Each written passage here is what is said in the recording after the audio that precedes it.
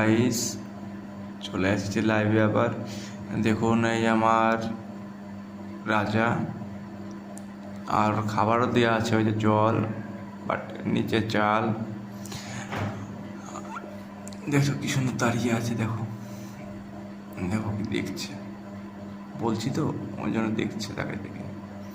আমার আরও যেটা কবুতর আছে, বাবু কবুতর, তো ও দুটো ঘরে, আর একে একা পেয়ে সবাই ঠুকরায়।